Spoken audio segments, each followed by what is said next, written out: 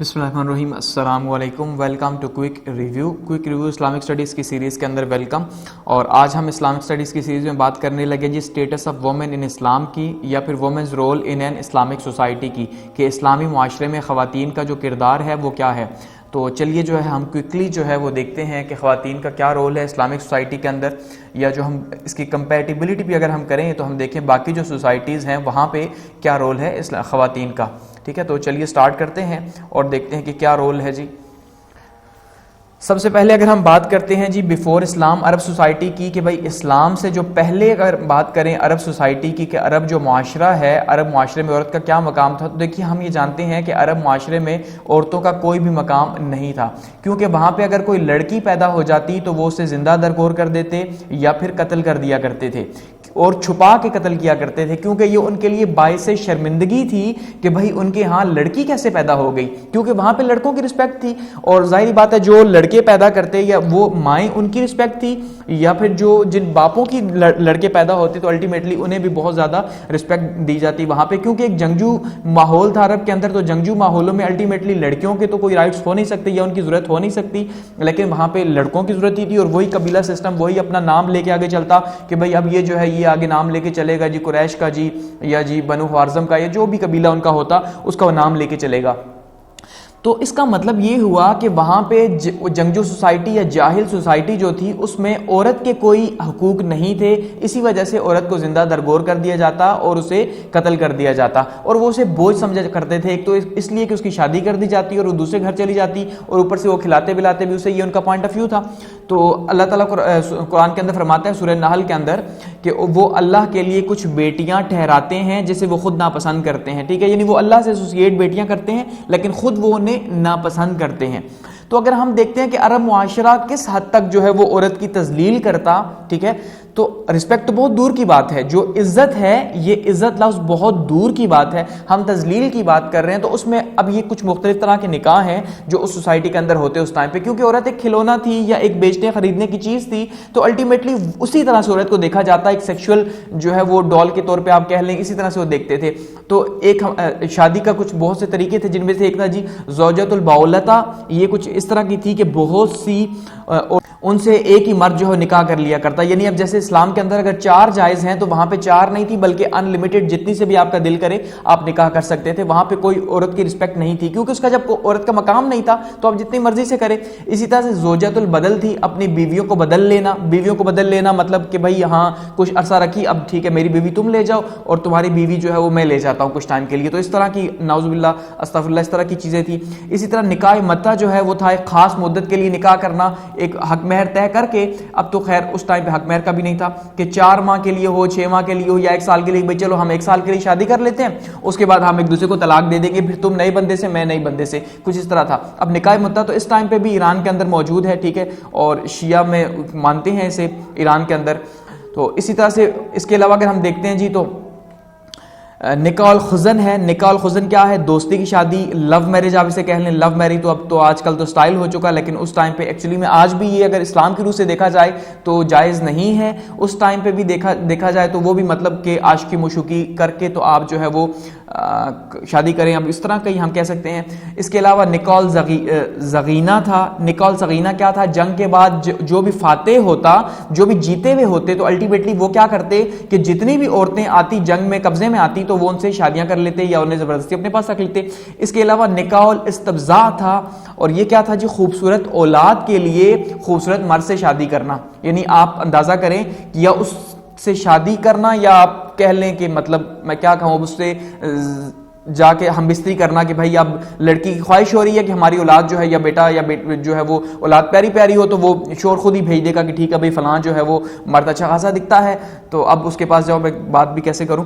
تو اس کے علاوہ نکاح اور ربط تھا، اجتماعی نکاح۔ اجتماعی نکاح کا مطلب ہے کہ ایک ہی لڑکی ہے اور اس سے جو ہے وہ 8-10 لوگوں نے نکاح کر لیا، تو اب یہ نکاح تھا یا کیا تھا۔ اسی طرح سے نکاح البغایا تھا، فاحشہ عورت کے ساتھ کئی مردوں کا زنا، اور پھر اگر اولاد ہو جاتی تو عورت جس سے مرضی چاہتی اسے ایسوسیٹ کرتی، یعنی عورت کو جو بھی اچھا لگتا کہتی ہاں بھائی یہ تمہارا باپ ہے، اس طرح سے کوئی تھا۔ تو یہ مقام تھا اتنی عجیب و غریب، اور یہ کچھ شادیاں ہیں، اس کے علاوہ بھی بہت سی شادیاں تھیں جو کہ عرب معاشرے میں جو ہے ان کا رواج عام تھا۔ تو آپ اندازہ کریں کہ یہاں پہ عورت کی کیا رسپیکٹ ہوگی, عورت کو لین دین, یعنی اگر لڑائی جھگڑا ہو جاتا کوئی, جیسے اب دیکھیں جنگی, کیونکہ جنگجو معاشرہ تھا تو الٹیمیٹلی جنگیں تو ہوتی ہی ہوتی, تو جنگوں میں کیا کرتے وہ لڑکیوں کو یا اپنی بیویوں کو ایکسچینج کرتے کہ بھائی ٹھیک ہے بھائی اب میرے لڑکے کو دے دو, اس کی پہلے سے شادی کی ہوئی ہے یا کسی بوڑھے کے ساتھ کر دی, تو اس طرح سے بہت سی چیزیں شامل تھی. تو پھر اسلام نے کیا کیا, اسلام آیا اور اس نے عورت کی عظمت کا اعلان کر دیا. اب عورت کی عظمت کا اعلان ہو گیا جب اسلام نے اعلان کیا, کیونکہ کسی بندے نے نہیں کیا نا, اسلام نے اعلان کیا, تو الٹیمیٹلی جب اسلام نے اعلان کیا تو اب جو نہیں مانے گا تو اس کے اوپر تو پھر جو ہے وہ جرم ہے. تو اب تو رسپیکٹ کرنی پڑے گی نا. اگر آپ ڈس رسپیکٹ کریں گے اور قرآن کی نہیں مانیں گے, اللہ کی نہیں مانیں گے, تو پھر تو آپ گناہ گار ہوں گے, پھر اکاؤنٹیبلٹی جو ہے وہ ہوگی, احتساب ہوگا دنیا میں بھی اور قیامت میں بھی. تو اس لیے پھر اسلام نے عظمت کا اعلان کر دیا. اس نے اسلام نے یعنی کہ یہ نہیں کہا کہ ٹھیک ہے جو عزت کرنا چاہتا ہے وہ کرے, جو نہیں کرنا چاہتا نہیں, بلکہ باؤنڈ کر دیا کہ بھئی اب آپ نے ہر صورت جو ہے وہ کیا کرنا ہے, وہ اب آپ نے جو ہے ان کی رسپیکٹ کرنی ہے. اور ساتھ میں فرمایا کہ بھائی جو ہے معاش کے ڈر سے آپ اپنی بیٹیوں کو قتل نہ کریں, ٹھیک ہے, رزق تو جو ہے وہ اللہ تعالیٰ دینے والا ہے. تو اسلام نے یعنی عورت کی عظمت کا سب سے پہلے اعلان کیا. اگر اس کے پیرل ہم اس ٹائم پہ باقی سوسائٹیز کی بات کرتے ہیں کہ بھئی باقی سوسائٹیز میں عورت کی کیا رسپیکٹ تھی, جیسے ہم کہتے ہیں ہندوازم کی, تو دیکھیے ہندوازم میں ہم یہ مانتے ہیں, ہندوازم میں ہسٹری کے اندر کہ ہندوازم میں جب تک ویدوں کا پیریڈ تھا, ٹھیک ہے, ویدوں کا پیریڈ تھا تو عورت اور مرد جو ہے وہ برابر تھے. لیکن ویدوں کے پیریڈ کے بعد جو ہے وہ عورت بہت نیچے ہو گئی, اور وہی جو سلوک باقی معاشروں میں عورت کے ساتھ کیا جاتا رہا, وہی سلوک یہاں پہ بھی ہندوستان کے اندر یا ہندوازم کے اندر بھی عورت کے ساتھ ہوا. جیوڈزم کے اندر بھی یعنی عیسائیت کے اندر بھی, کرسچینٹی کے اندر بھی یہی مقام تھا, یعنی کوئی مقام نہیں تھا عورت کا, اور اس کو اسی طرح سے غلام سمجھا جاتا اور صرف اس سے کام کروائے جاتے. گریک سوسائٹی جہاں پہ فلاسفرز تھے, ہم یہ کہتے ہیں بھائی کہ ارسطو صاحب جو ہیں وہ بھی یہ مانتے ہیں کہ بھئی عورت جو ہے عورت غلام ہے اور اس سے غلام کی طرح کام لیا جائے اپنی پرسکون زندگی کے لیے. تو الٹیمیٹلی کسی سوسائٹی میں بھی ہمیں عورت کا مقام دیکھنے کو نہیں ملتا.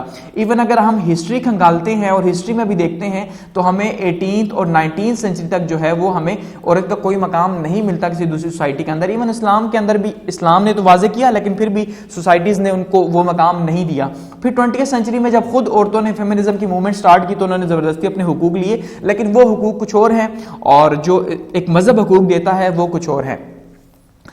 تو اب اگر ہم بات کرتے ہیں عورت کے مقام کی, تو اسلام کیا دیتا ہے, تو اسلام انہیں سوشل سٹیٹس دیتا ہے, اکنامک سٹیٹس دیتا ہے, ریلیجیس دیتا ہے, پولیٹیکل رائٹس دیتا ہے, یعنی ہر طرح کے جو ہے ڈائمنشن کے حقوق عورت کو ملے ہوئے ہیں. اب عورت جو ہے وہ معاشرے کے اندر اپنا کردار ادا کر سکتی ہے, اچھا جی, اکانومی کے اندر اپنا کردار معاشیات کے اندر ادا کر سکتی ہے, مذہب کے اندر ادا کر سکتی ہے, اور سیاست کے اندر جو ہے وہ اپنا کردار ادا کر سکتی ہے. تو کوئی شعبہ ایسا نہیں جہاں پہ عورت ابھی اپنا کردار ادا کر بھی نہیں رہی, تو ہر جگہ وہ کر سکتی ہے, اس کو آزادی ہے.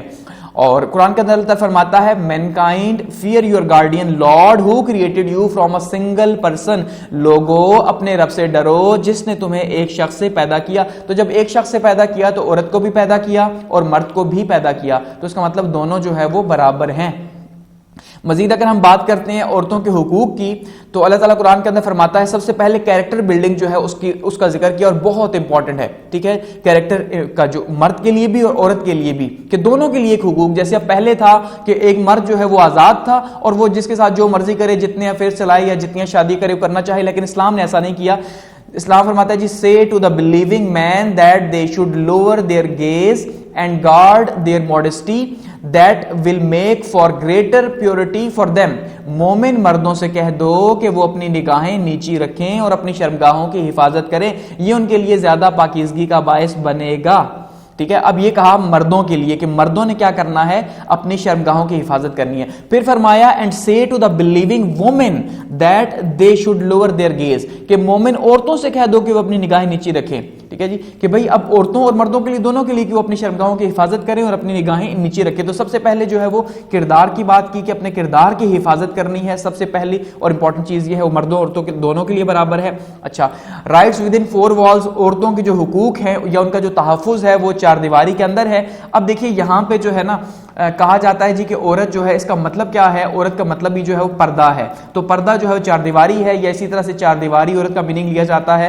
تو جو عورت ہے وہ گھر کی ملکہ ہے, اس کا سارا جو اختیار ہے وہ گھر کے اندر ہے, اور جو گھر سے باہر ہے وہ مرد کا اختیار ہے. ٹھیک ہے, اب تو میں جیسے کہہ رہا ہوں کہ اسلام کے ٹائم پہ بھی, اولڈ ٹائم پہ بھی ہم دیکھتے ہیں کہ عورتیں باہر جا کے کام کرتی رہی ہیں بوقت ضرورت, اور ابھی بھی موجود ہیں, لیکن یہ مانا جاتا ہے کہ بھئی عورتوں کا جو تحفظ ہے وہ مرد کی ذمہ داری ہے اور ان کا گھر کے اندر رہنا کام ہے.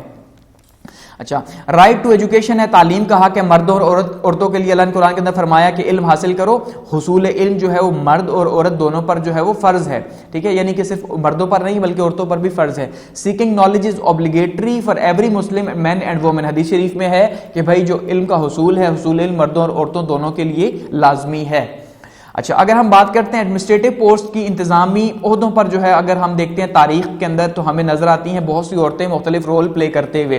جیسے حضرت عمر رضی اللہ تعالیٰ عنہ نے جو ہے وہ حضرت شفا بنت عبداللہ رضی اللہ تعالیٰ عنہ جو ہے ان کو اکاؤنٹیبلٹی کورٹ، احتساب کا اور مارکیٹ کا ایڈمنسٹریٹر مقرر کیا حضرت عمر نے. ٹھیک ہے جی، تو وہ خلیفہ تھے، انہوں نے پھر بھی جو ہے مقرر کیا اور آؤٹ ڈور جاب کے لیے مقرر کیا. اسی طرح سیدہ حنیفہ جو ہے وہ بھتیجی تھی سلطان صلاح الدین ایوبی کی اور ساتھ میں حلب کی وہ رولر بھی رہی شام کے اندر. یہ ہمیں اگزامپل ملتی ہے. اچھا، سیدہ شفا فاطمہ جو ہے وہ رولر رہی یمن کی اور سان کی اور نجران کی جو ہے وہ بھی رولر رہی. اچھا، اسی طرح سے ام عطیہ رضی اللہ تعالیٰ نے پارٹیسپیٹ کیا انہوں نے جی کس کے اندر جی 7 جو غزوات تھے ان میں پارٹیسپیٹ کیا نبی صلی اللہ علیہ وسلم کے ساتھ انہوں نے جو ہے وہ حصہ لیا. آپ اندازہ کریں. اس طرح سے نبی صلی اللہ علیہ وسلم کی جو پھپھی جان تھی حضرت صفیہ رضی اللہ تعالیٰ عنہ انہوں نے بھی جو ہے وہ جنگ کے اندر حصہ لیا اور جو ہے وہ قیدیوں کا دیکھ بھال کرتی رہی. تو ہمیں بہت سے جو ہے وہ رول دکھائی دیتے ہیں عورتوں کے اس ٹائم پہ بھی. اچھا، پھر اگر ہم کہتے ہیں جی مزید کیا رائٹ ہے اسلام کے اندر، تو اونرشپ اینڈ شیئر انہیریٹنس، وراثت کے اندر عورتوں کو حصہ. کیونکہ اس سے پہلے جیسے ہم نے کہا کہ جاہلیہ سوسائٹی تھی اور عرب کے اندر جو ہے وہ کوئی بھی حقوق نہیں تھے، ایون وہ تو قتل کر دیتے. تو حقوق دینا یا انہیں وراثت میں حصہ دینا یہ تو بہت دور کی بات تھی کہ ایک تو عورت کی آپ شادی کر رہے ہیں دوسرے گھر پہ اور اوپر سے آپ اس کو حصہ دے رہے ہیں، تو یہ تو بہت بڑی مصیبت تھی ان کے لیے. تو یہ تو آج بھی آپ دیکھیے کہ جیسے ہم کہتے ہیں وراثت کا قانون بنایا جا رہا ہے جی کہ عورتوں کو حصہ دیا جائے، کیونکہ وہ مانگتی نہیں ہے بیچاری، لیکن الٹیمیٹلی انہیں ملتا تو نہیں ہے. لیکن اسلام کے اندر تو ان کا حصہ موجود ہے وراثت کے اندر. تو اسلام نے ان کا وراثت کا حصہ دیا. اگر لڑکے کا جو ہے وہ ایک حصہ ہے تو 1/2 جو ہے وہ آدھا جو ہے وہ لڑکی کا ہے. یہ حصہ اسلام نے جو ہے وہ رکھا. اچھا، میریٹوریل رائٹس جو ہیں وہ عورت کے لیے موجود ہیں. ازدواجی زندگی کے جو ہے وہ موجود ہیں، کیونکہ عورت کی جو عزت جو ہے وہ کی جاتی ہے سب زیادہ وہ اسی بات پہ ہے کہ نکاح کے بعد جو ہے جب وہ اپنا مقام بدلتی ہے، وہ بیوی بنتی ہے اور وہ ماں بنتی ہے، تو پھر اس کی عظمت میں جو ہے وہ اضافہ ہو جاتا ہے کئی گنا. ٹھیک ہے، نکاح کا حق ہے اور نکاح کا حق یہ بھی ہے کہ آپ عورت سے پوچھ کے اس کا نکاح کریں، یعنی اس کی مرضی شامل ہونی چاہیے. اگر اس کی مرضی شامل نہیں ہے تو وہ آپ نکاح زبردستی نہیں کروا سکتے. نکاح کا حق ہے. اچھا، right of bread and butter, یعنی کہ اس کا نان نفقے کا حق ہے. یہ خرچہ دینا جسے ہم کہتے ہیں کہ خرچہ عورت کو دیا جائے، اور یہ بھی عورت کا جو ہے وہ حق ہے اور وہ یہ لے سکتی ہے. اور یہاں پہ فرمایا men are the protectors and maintainers of the womens, کہ مرد جو ہیں وہ تحفظ دیں عورتوں کا، یا ان کی رسپانسبلٹی ہے عورتوں کی حفاظت یا ان کی نان نفقہ کی حفاظت جو ہے. بہتر علاج کا حق جو ہے وہ عورتوں کو ہے. رائٹ آف بیٹر ٹریٹمنٹ جو ہے ان کے ساتھ علاج کا حق یا ان کے ساتھ اچھے برتاؤ کا، یہاں پہ ہم کہیں گے ٹھیک ہے جی اچھے برتاؤ کا حق ان کے ساتھ کیا جائے. ایسا نہیں ہے کہ انہیں کم سمجھا جائے تو ان کو دھتکارا جائے یا انہیں مارا پیٹا جائے، اس کی اجازت اسلام بالکل نہیں دیتا. Right of Muslim woman after divorce, کہ طلاق کے بعد جو ہے اس کا حق ہے. طلاق کے بعد یعنی اگر طلاق ہو جاتی ہے تو حق مہر جو ہے وہ اس کو دینا ہے، جو آپ نے ادا کرنا ہے وہ کرنا ہے. اگر ہم بستری سے پہلے ہے تو 50% ہوگا، آدھا ہوگا. اگر وہ معاف کر دیتی ہے خود تو الگ بات ہے، لیکن اگر ہم بستری کے بعد ہے تو پھر آپ کو پورا حق مہر ادا کرنا ہوگا.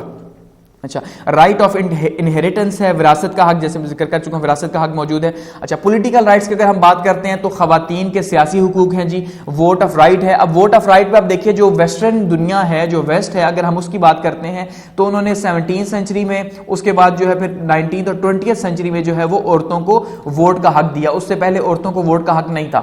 اب ووٹ کا حق کا مطلب آپ ذرا سمجھیے، ووٹ کے حق کا مطلب کیا ہے. دیکھیے ووٹ کے حق کا مطلب ہے ایک بندہ ایک ووٹ، ایسا ہی ہے. اب وہ بندہ جو ہے وہ بندہ بندی بھی تو ہو سکتا ہے، یعنی اگر عورت ہے تو اس کا بھی ایک ہی ووٹ کنسیڈر ہو رہا ہے اور وہی رول پلے کر رہا ہے کسی لیڈرشپ کے الیکٹ ہونے میں جو مرد کا ہے. تو اس کا مطلب جب عورت کو ووٹ کا حق ہے تو الٹیمیٹلی اس سے برابری کا بھی حق ہے. بات سمجھ رہے ہیں نا. تو برابری، ووٹ کا حق کا مطلب ہے برابری. تو 20 سینچری یا 17 سینچری میں جو ہے جیسے نیوزی لینڈ میں سب سے پہلے دیا گیا، اس کے بعد ہم نے دیکھا جی UK کے اندر، پھر امریکہ کے اندر. تو اس طرح سے یہ موومنٹ چلی جس میں عورتوں کو برابر سمجھا گیا آہستہ آہستہ، اور تب انہیں ووٹ کا حق دیا گیا. پھر بھی جو بلیک وومنس تھی، بلیک وومنس کو 20 سینچری تک بھی جو ہے 21 سینچری میں آ کے 21 سینچری کے فرسٹ ہاف میں آ کے انہیں جو ہے وہ رائٹ ملا ووٹ کا. اس سے پہلے انہیں بلیک وومنس کو امریکہ کے اندر حق نہیں تھا. تو الٹیمیٹلی برابری جب انہیں دی گئی تو اسلام نے تو انہیں سٹارٹ سے برابری دے دی، ان کو ووٹ کا حق تھا. ایون حضرت عمر کی جو کونسل تھی اس کے اندر جو ہے وہ موجود تھے. تو اس کا مطلب یہ ہے کہ ان کو ووٹ کا حق اسلام نے پہلے دیا. اچھا، right of representation in legislative, اگر مقننہ کی اگر ہم بات کرتے ہیں قانون ساز ادارے کی، پاکستان کے اندر بھی بات کرتے ہیں تو ہمارے لا کا حصہ ہے کہ 33% جو ہے وہ خواتین ان کو نیشنل اسمبلی میں جو ہے وہ حصہ دیا گیا ہے. تو اب جو ہے وہ لیجسلیشن کا حصہ یہاں بھی تھی ماضی کے اندر، تاریخ میں بھی اگر ہم دیکھتے ہیں اسلامک ہسٹری کے اندر تو ہمیں وہ تاریخ کا حصہ یا شورا کا حصہ دکھتی ہیں. اچھا، اسے سورہ حجرات کے اندر اللہ تعالیٰ فرماتا ہے ہم نے ہی مرد اور عورت کی تخلیق فرمایا، وہ تمہاری پوشاک ہے اور تم ان کی پوشاک ہو. یعنی کہ مرد، جیسے کہا جاتا ہے کہ مرد اور جو ہے وہ عورت جو ہے ایک دوسرے کا لباس ہیں. پوشاک کا مطلب کیا ہے جی؟ وہ ایک دوسرے کے لباس ہیں، وہ ایک دوسرے کے ہمراز ہیں. وہ یعنی ایک دوسرے شادی شدہ مرد کی بات ہو رہی ہے، اب ایسا نہیں ہے کہ آپ کوارے کی بات کریں. تو ان کو جو ہے وہ برابری دی دونوں کو ایک دوسرے کے لیے، اور دونوں کو ہی ایک دوسرے کے حقوق کا خیال رکھنے کا فرمایا. حدیث شریف میں ہے اے لوگو تمہارا عورتوں پر حق ہے اور تم کا ان پر حق ہے، اور میں تمہیں عورتوں سے حسن سلوک کی وصیت کرتا ہوں. یعنی کہ عورت کا مرد پر حق ہے، ٹھیک ہے، اور مرد کا جو ہے وہ عورت پر حق ہے. دونوں کے ایک دوسرے پر حقوق ہے. لازمی ایسا نہیں ہے کہ بھئی مرد کا حقوق ہے عورت پر تو عورت کا نہیں ہے، یا عورت کا ہے عورت کا ہی رسپانسبلٹی ہے مرد کا خیال رکھے اور اس کا جو ہے نا مرد کی کوئی رسپانسبلٹی نہیں ہے. ایسا ہرگز نہیں ہے، دونوں کو جو ہے وہ برابر حق ہے. اسی طرح اسلام نے کیا رتبہ دیا ایک ماں کو، ذرا اب اس کا اندازہ کیجیے. اگر ایک حاملہ عورت کی بات کرتے ہیں تو حاملہ عورت جو ہے اس کا ہر دن جو ہے اور ہر رات جو ہے وہ عبادت میں شمار ہوتی ہے. یعنی اگر آپ یوں کہیں کہ بھئی حاملہ عورت جو ہے وہ 9 ماہ کی پریگننسی ہے تو وہ اس کا جو ہے نا مسلسل اس کو ثواب ہو رہا ہے اس کا مسلسل. اسی طرح فرمایا کہ 2 رکعت جو نماز ہے حاملہ عورت کی وہ 80 رکعت سے زیادہ اس کا جو ہے وہ بہتر ہے یا اس کا ثواب ہے. اور جب ایک عورت ایک بچہ پیدا کرتی ہے تو اس کو 70 سال کی جو نفل عبادت ہے اس کا ثواب ملتا ہے ایک بچے کے اوپر. اور اگر عورت 40 دن کے اندر اندر جو ہے وہ فوت ہو جاتی ہے بچے کی پیدائش پہ تو وہ شہید ہوگی. اور اگر ایک عورت اپنی اولاد کی وجہ سے جو ہے وہ سو نہیں سکتی، جب بچے چھوٹے ہوتے ہیں ظاہری بات ہے روتے ہیں بچے، تو اس عورت کو اس بچے کو جاگ کے اس کا خیال رکھنے پہ جو ہے وہ 60 غلاموں کے برابر ثواب ملتا ہے. اور ایک نیک اور باعمل عورت 70 اولیاء سے بہتر ہے. اب یہ جو آپ اندازہ کر لیں کہ ایک اگر نیک عورت ہے، عورت ایک ہے، اور جو اولیاء ہیں وہ مرد ہیں اگر، تو 70 کے برابر وہ بھی ولی اللہ کے جو ہے ان کے برابر اس کا درجہ ہے. آپ اندازہ کر لیں باپردہ عورت جو ہے وہ دیدار اللہ تعالیٰ خود باپردہ عورت کا دیدار فرمائے گا، تو باپردہ عورت کے لیے جو ہے وہ کتنا زیادہ جو ہے وہ اپریسیشن ہے. تو یہ اسلام نے جو ہے وہ عورتوں کو حقوق دیے، یا یہ اس لیول کا جو ہے وہ رتبہ عورتوں کو حاصل ہے. اور نبی صلی اللہ علیہ وسلم نے خود بھی اس کا بہت زیادہ خیال رکھا. اس کے اگر ہم اگزامپل لیتے ہیں تو دیکھیے نبی صلی اللہ علیہ وسلم کی جو ہمشیرہ تھی جنگ حنین کے موقع پہ، ان کی جو رضائی بہن تھی، ٹھیک ہے، شیمہ جو ہے وہ قیدی بن کے آئیں تو نبی صلی اللہ علیہ وسلم نے اپنی چادر جو ہے اپنی چادر مبارک ان کے لیے بچھائی اور انہیں اونٹ اور بکریاں جو ہے انعام میں دے کے انہیں آزاد فرما دیا. اسی طرح سے اگر ہم بات کرتے ہیں جی ازواج مطہرات کی، تو ان کے ساتھ جو نبی صلی اللہ علیہ وسلم کا جو حسن سلوک، اس کی مثال بھی ہمیں کہیں نہیں ملتی. پھر قرآن کے اندر فرمایا جی اس نے تمہاری جنس میں سے تمہاری بیویاں پیدا کی تاکہ ان کے پاس جاؤ سکون نکل پاؤ اور تمہارے درمیان محبت اور رحم جنم لے.